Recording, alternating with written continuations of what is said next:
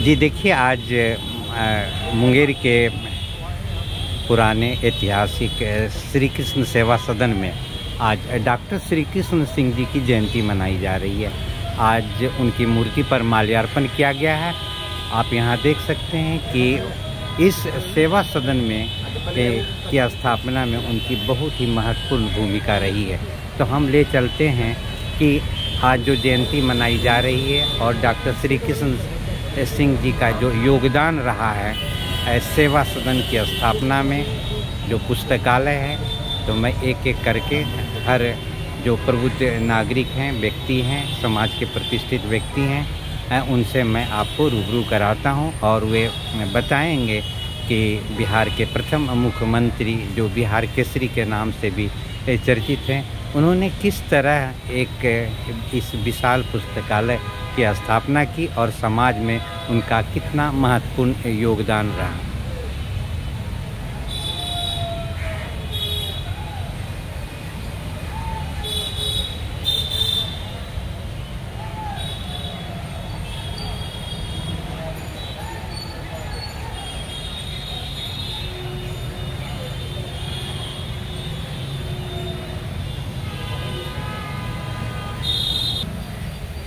आज बिहार केसरी डॉक्टर श्री कृष्ण सिन्हा की जन्म जयंती है, 138वां वर्षगांठ है। आज की इस शुभ अवसर पर हम लोग सब यहाँ एकत्र हुए हैं। शहर के सभी गण्यमान्य नागरिक हर वर्ष की भांति इस वर्ष भी श्री बाबू को श्रद्धा सुमन अर्पित करने यहाँ उपस्थित हुए हैं। श्री बाबू को हम लोग भूल नहीं सकते हैं। ये उनकी धरोहर है। यह पुस्तकालय में 20,000 ऐसी पुस्तक है जिसमें प्रत्येक पुस्तक में अंडरलाइन किया हुआ है। यह इस बात का द्योतक है कि बिहार के मुख्यमंत्री कितना पढ़ने लिखने का शौक़ रखते थे और विद्वान थे। तो उस धरोहर को हम लोग हर संभव प्रयास करते हैं कि जीवंत रहे, सुचारू रूप से व्यवस्थित ढंग से चलता रहे, और इसी तरह हम लोग बराबर यहाँ एकत्र होकर इनको श्रद्धासुमन अर्पित करते हैं। जी बताया जाए, आप डॉक्टर श्री कृष्ण सिंह जी के योगदान के संबंध में बता दें। डॉक्टर श्री कृष्ण सिंह 1955 में हमारे गांव में स्कूल गए थे। उस समय हम बच्चे थे, गेंद खेलते थे और दौड़ में हमने प्रथम स्थान प्राप्त किया था।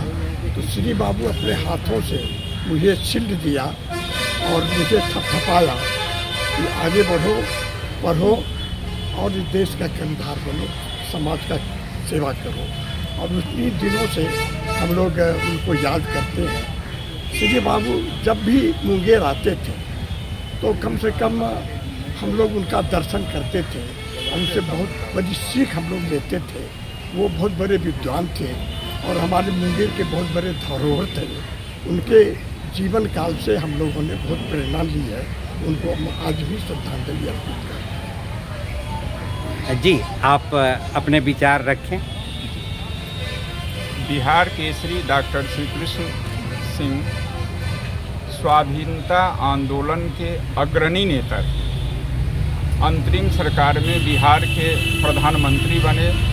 बाद में बिहार को जब आज़ादी मिली तो बिहार के प्रथम मुख्यमंत्री के रूप में निर्वाचित हुए।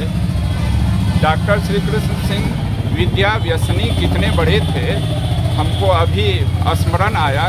कपिल देव बाबू ने अपने संस्मरण में डॉक्टर श्री कृष्ण सिंह के बारे में लिखा है। कपिल देव बाबू लिखते हैं कि हम समाजवादी ग्रुप से थे और विधानसभा के सदस्य बने थे।